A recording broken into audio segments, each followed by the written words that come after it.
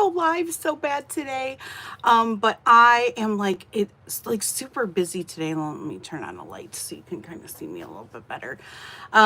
Super busy today, so not going to go live, but I still wanted to put out a meal planning kind of Monday where we talk about meal planning, and that's even though we're not specifically going to be talking about meal planning today.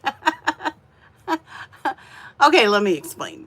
So I have been watching this content creator that I follow over on Instagram and TikTok.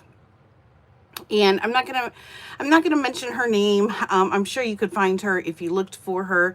But her specifically, but it's not just her. I have been seeing this new trend where people on food assistance are sharing their shopping hauls.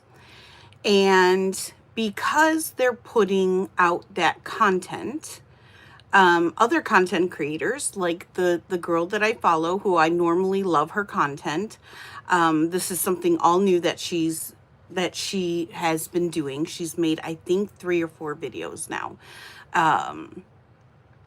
where she is critiquing these shopping hauls and basically shaming or slamming these moms who are sharing what they're buying for their families using their food assistance.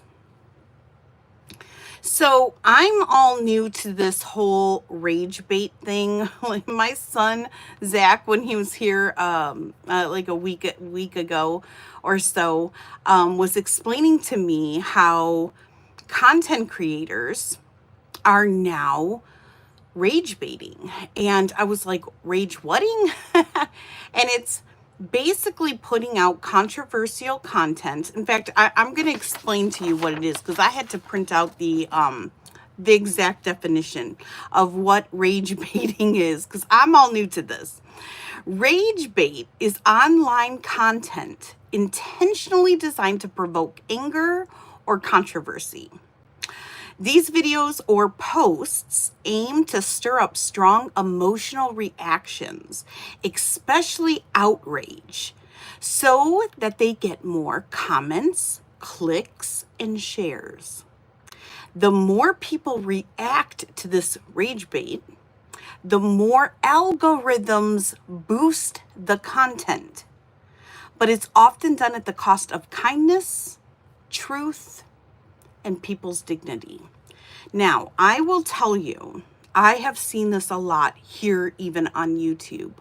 And I didn't know that there was a term for it, rage bait, where people will make content either controversial, things that will stir up anger or emotion, content that will stir up rage.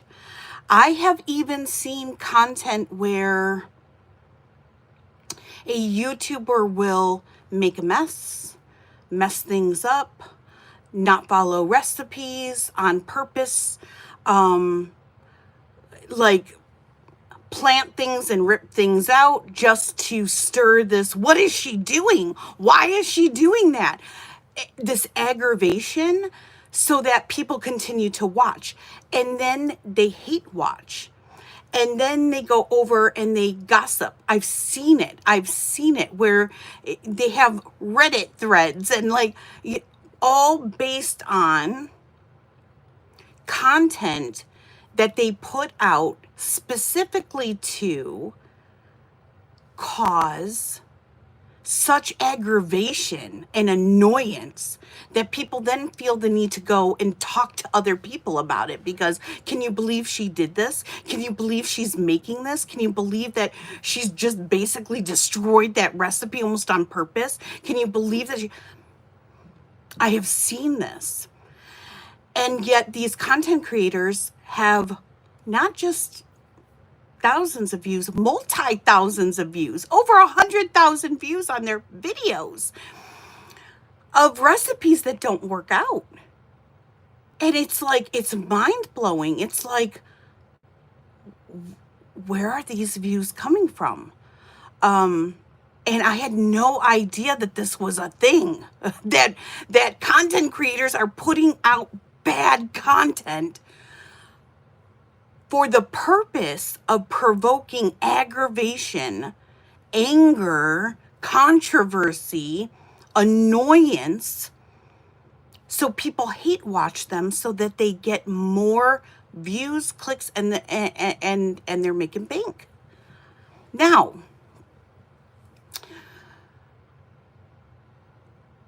to me, you're leading people into sin, right? You're leading people into sin because when they're gossiping, when they're talking, when they're doing all these things, it's intentional on your part, knowing that you're putting out content that people will have this reaction to. So it's just, it spirals. It's so bad. So I want to go back to this particular content on making videos shaming people on their grocery hauls for the food that they're buying, and then scolding and correcting and saying, my tax dollars aren't meant for you to buy a Hostess cupcake for your kids. You're not supposed to use EBT to buy soda pop. You're like, where this ends up going, and the control and the manipulation, and it sounds so bad. It's so bad. And so I wanted to make a video about it. I wanted to open up the discussion about it. I want to know, have you guys been noticing this? Have you guys watched any of this? Have you seen this in the content that you follow? I've been praying over this woman because I like her content. This is all new. She fell down a rabbit hole on these shopping hauls, and now she's just been making video after video after video regarding it. And I am to the point where I might just have to unfollow her. But I thought, maybe we should open up the conversation about this. So, why is rage bait? I've taken some notes, and I want to talk about why rage bait is so dangerous. It encourages division. We've seen that in this country. We've seen that with the red versus blue, the conservative versus the liberal. We've seen this with these groups that pop up and cause division, and more and more division, just dividing us and separating us. We are seeing this now with the flood that just happened in Texas with these babies, these little girls. I'm literally seeing people making content about, well, Texas deserved it. They're a red state. You shouldn't have voted for Trump. You should have voted for Kamala. These girls deserved it. These parents deserve to grieve because of who they voted for. It has become so demonic. It has become so wicked that the hardened hearts are now lacking any kind of compassion, any kind of empathy, any kind of love, which is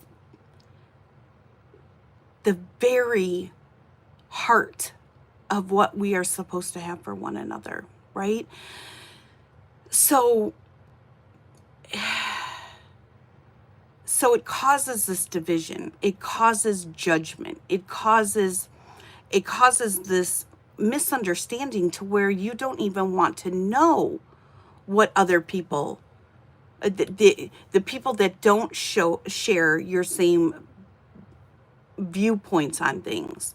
We have closed our hearts. We have closed our ears. We have closed our eyes to seeing things from a different point of view.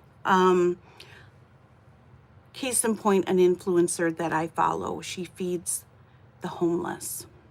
Huge heart, okay? She's the woman at the well. She says that all the time. She doesn't celebrate Independence Day because of her viewpoints. And she got a lot of backlash from that. But her story isn't my story. And so I might not agree with her, but it doesn't mean that she's an awful person. It just means that we share different viewpoints, and that's okay. But I think in this country, we are becoming more and more isolated and enclosed and cutting off people that just don't share our same views and our same experiences. And I think that's just such a dangerous road to go down. It desensitizes us to the real struggles that people face. I have been that mom on food assistance. I have been a mom on WIC before. And I have been a mom who lacked any kind of skill set to be able to make food from scratch for my family. I didn't know how. I was never taught. I was never raised in a house like that. I was a latchkey kid. My mom worked afternoons. When I came home from school, I was in an empty house until she came home at 1 o'clock in the morning. Many say I raised myself. There were some points in my life where, I lived with my grandpa, so my grandpa would be there, but most of the time I was alone. Or with my sister. But there was a point in time where my sister lived with my dad. So I was legit alone. So you have to remember, just because you and your life experiences, well, why don't you make the cookies? Why do you have to buy the Oreos? Why can't you, why do you have to buy the Chips Ahoy when you could make, 10 times more cookies from scratch for cheaper? Because not all of us know how to make cookies from scratch. I was one of them. Semi-homemade. I thought homemade, and I talk about this on my channel, I legit thought homemade meant opening a jar of Prego or Ragu and making homemade and making noodles, boiling noodles and making, grinding up the burger and putting the Ragu in and then pouring it over the the spaghetti. I thought that was homemade cooking. Because to me, growing up, opening up a can of Chef Boyardee mini raviolis, which is what I pretty much made myself for dinner multiple times a week, to me, that wasn't homemade, right? That was just, pop it out of a can and, warm it up on the stove. So for me, making homemade meals meant making Prego with ground beef and a box of spaghetti noodles. That was homemade for me, So some of us just don't know. We don't have the skill set. And even if I had wanted to make homemade cookies, there was a point in time in our life I didn't have equipment for that. I talk about, my very first bread pans being from, Goodwill. For 50 cents a piece, I bought 4 of them. I still have them to this day. But many of us don't even have the equipment to cook from scratch because you need tools and supplies, and many of us don't even know what to buy or where to start. So it desensitizes us to where people are in their journey. Just because we've had an experience doesn't mean everybody else has had that experience. And I think this division breaks us off from thinking about those things. It rewards negativity and punishes empathy. You get into this negative watching. And I don't know about you, but when you walk away from negative watching, it sits with you. It sits in your spirit. You can't just shake it off. At least I can't. So it just, I would say it leaves a bad taste in your spirit, but it does. It does. You fill yourself with goodness, with things that, inspire you and feed you, not takes from you. So it's another reason why this rage baiting is so dangerous. It spreads misinformation and it fuels harmful stereotypes. Again, the welfare mom, the moocher, the taker, the bottom feeders, this whole this whole stereotype. And I will tell you, for the most part, none of it is true. Do you have people that abuse the system? Of course you do. But you have that no matter what you talk about. There are always going to be people that, even here on YouTube, there are always going to be people that are buying subscribers and buying views. And like you're always going to have that no matter what. But it doesn't take away from the people that don't do that, that are really just trying to survive. It turns real human pain into entertainment for views. And that is like, just saying that like leaves this sick feeling in the pit of my stomach. So, why EBT shaming hurts more than it helps? Many people on food assistance live in food deserts with little access to fresh and healthy food. I know this for a fact. I lived in the city of Detroit, born and raised for the first 21 years of my life. This was back before I got free lunch. I went to Detroit public schools up until I was in high school. I know for a fact, and this was before they gave free breakfasts. They only did lunch. And for many of my friends, it was, I don't want to say the only meal that they would have for the day, but it was the only full meal that they would have for the day. They would go home and have,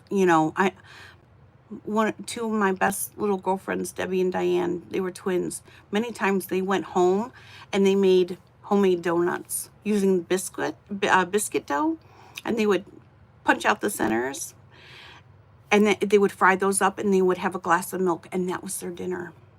Their mom couldn't afford anything else. So it just,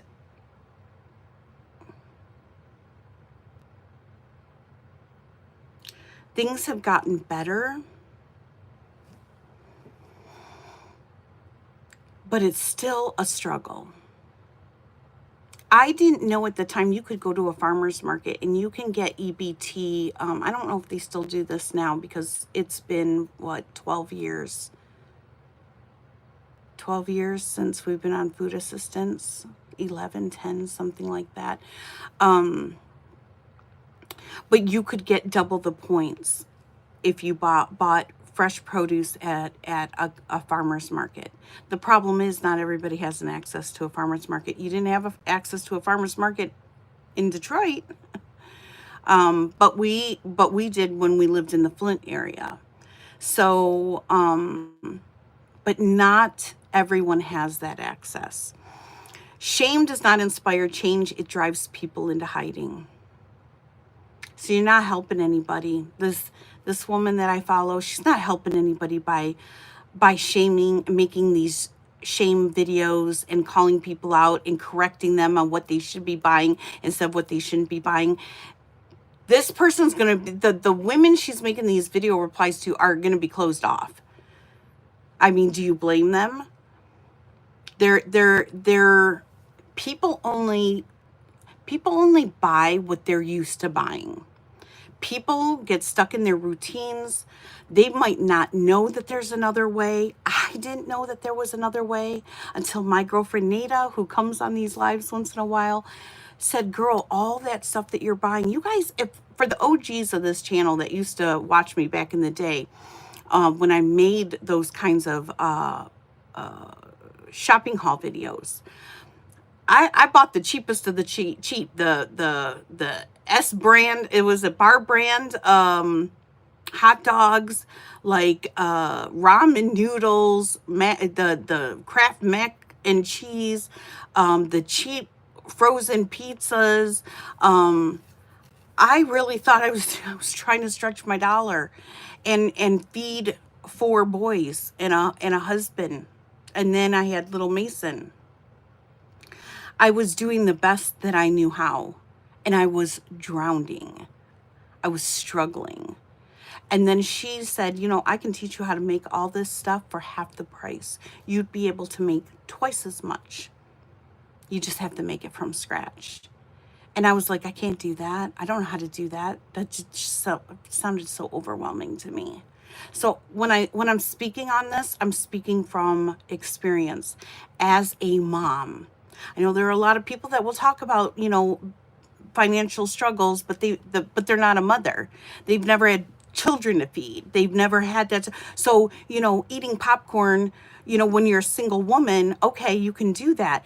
But when you're a mom and you have multiple mouths, 4 or 5 mouths to feed, you don't have that option. I went to bed hungry many a nights, but I couldn't do that to my kids.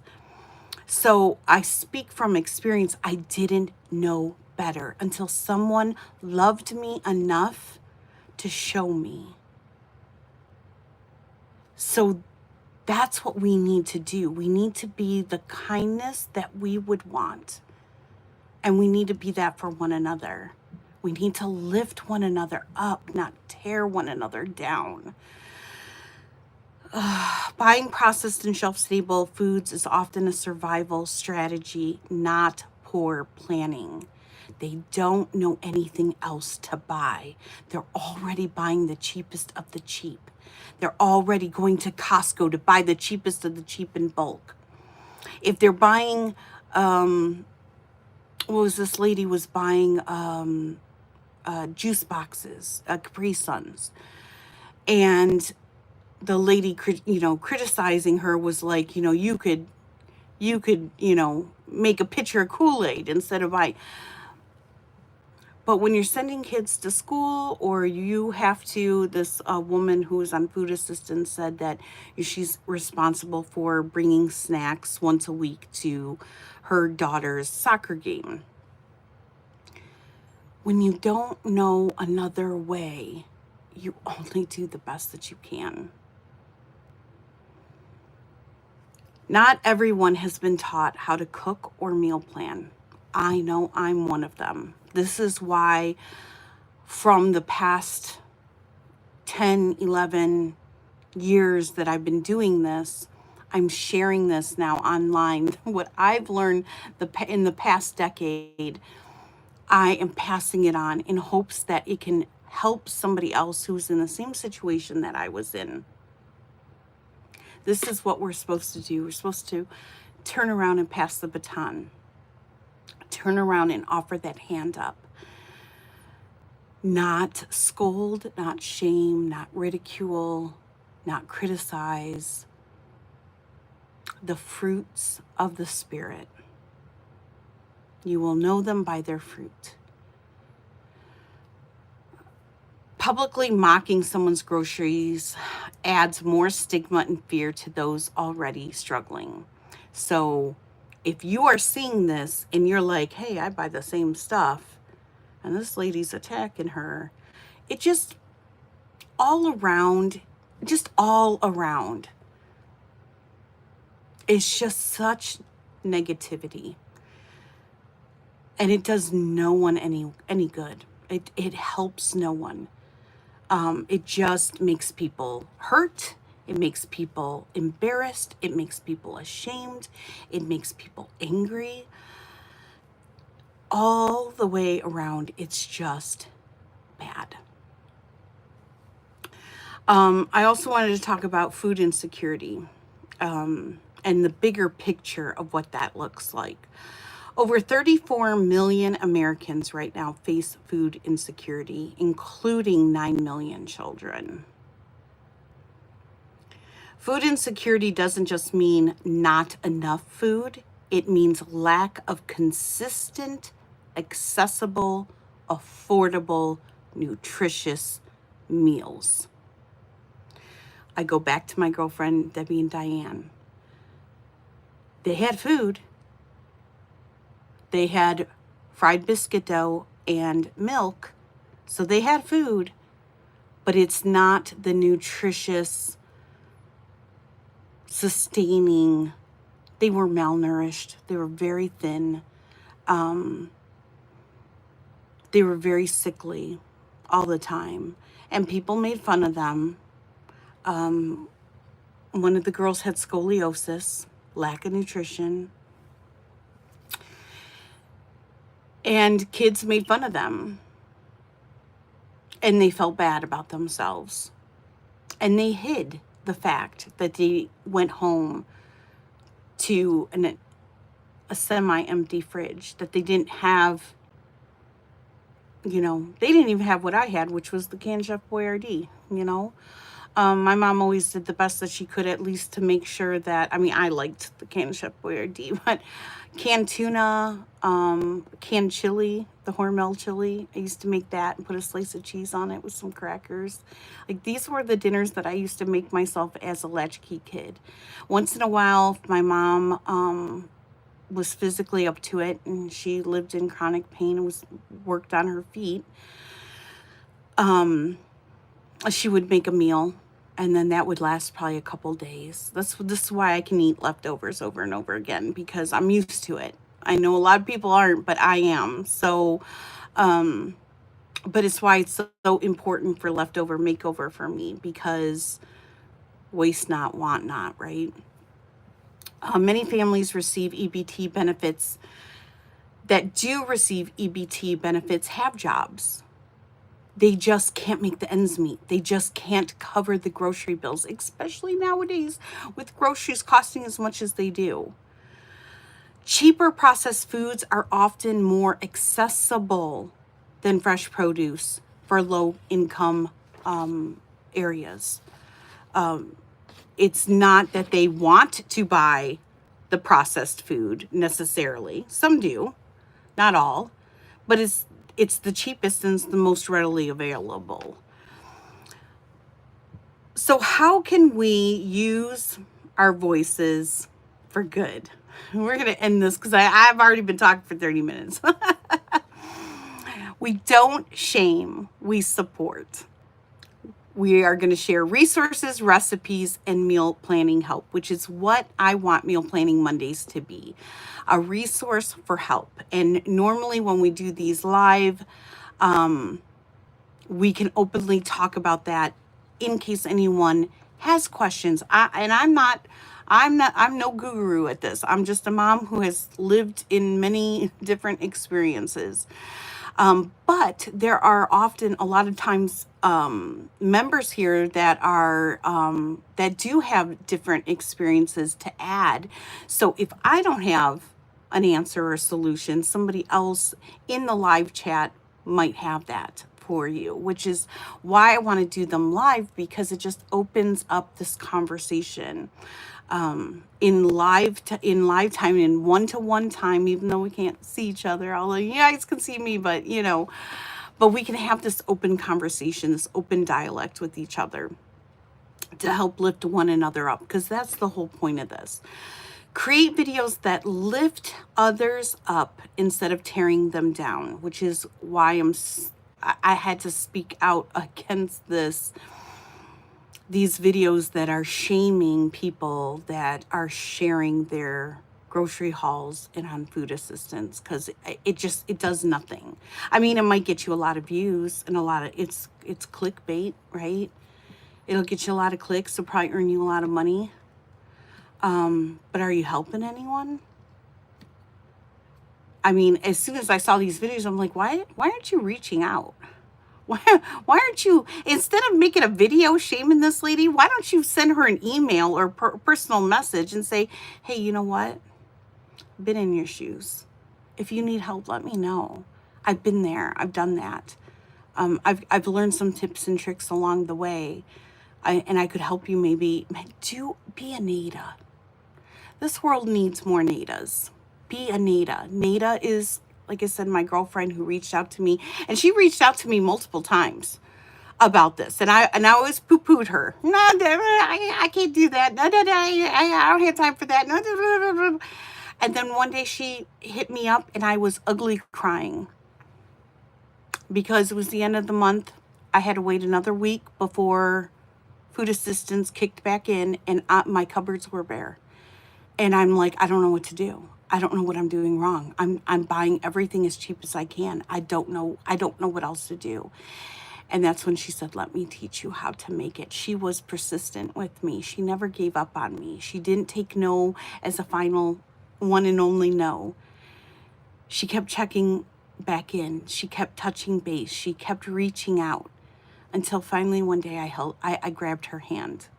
And I'm going to tell you, it was not easy. I cried every day for the first month that I cooked meals from scratch. It was so hard. For somebody who had never cooked from scratch and had no idea what I was doing, it was so hard.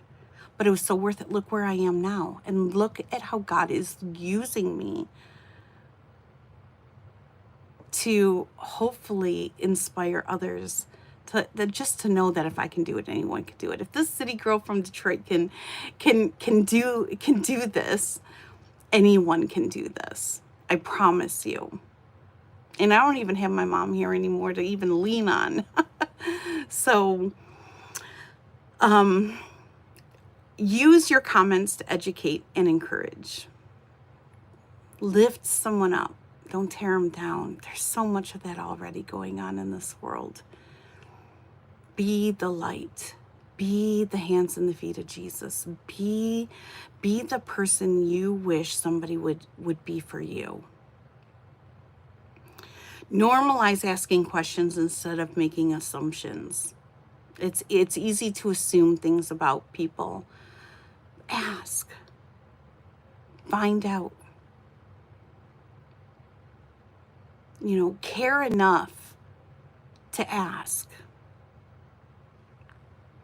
Teach, mentor, model, offer what you know, and offer it with grace. Offer it with love. Be bold, be kind.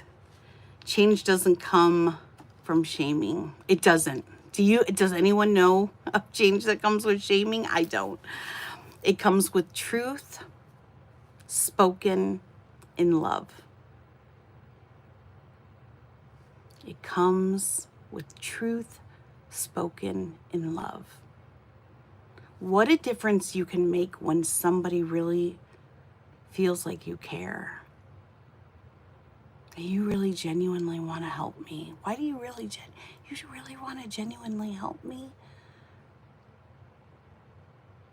That's how we change the world, you guys. Government ain't going to do it for us. And honestly, I would rather help, even if it meant a small fraction abuses the system. The majority do not.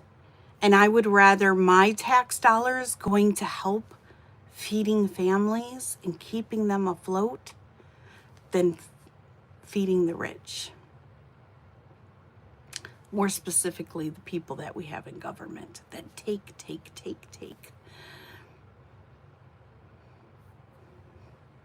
That's how I feel. So stand up against this rage clicking, rage baiting. Stop watching videos with content creators that do this, that know that they even aggravate you on purpose because they know you'll come back and watch. It's sinful. Like, of course we are walking sin, right? We're just walking in our flesh, and we're just by nature sinful. But stop partaking. Stop eating at those tables. Stop feeding those people. Give your time to content creators that are really trying to make a difference, that really want to lift others up. There are some fantastic content creators out there, both here on YouTube, on Instagram, on Facebook, on TikTok, that are really are taking the time to teach. And they do it with love and they do it with grace. Feed into those people. You are going to walk away watching that content feeling better, feeling more inspired, feeling more empowered, feeling better about yourself and better about your situation. Even if you're struggling, then you will watching people that are rage baiting for the clicks, the views, the money, the panic, the fear. I know that's what sells. I know that's what sells. But it only sells because we buy it. So we need to stop buying it. And I hope this is a word for somebody out there tonight. I love you guys so much. Thanks for listening to me and hanging out with me for almost 40 minutes. Tomorrow, Kitchen Talk. I'm gonna try to do a live stream tomorrow for sure. I miss you guys. I know it's been a hectic week here. We've got our grandbaby coming up this weekend and spending the weekend here, so we're getting ready for that. You know, I got a child-proof. I haven't had baby-proof my house in a while. So I got to do that. So I do have a busy schedule this week, but I'm really going to try to pop on tomorrow and do a live stream. I don't know if I'll do it in the morning or if I'll do it in the evening. But I want to pop on and just hang out with you guys. And when we do tomorrow, let me know your thoughts about this. Maybe we'll talk more about it. If you have any questions for me, bring them for me, whether it be on, now, I'm no guru on anything, but I do like to bake bread and can and build a pantry and garden, even though I know very little about it. I just plant and watch it grow, pray over it, water it, love it. But bring those questions for me, and we'll talk maybe more about this tomorrow. So, all right, with that, God bless. I will see you tomorrow, and you guys take care.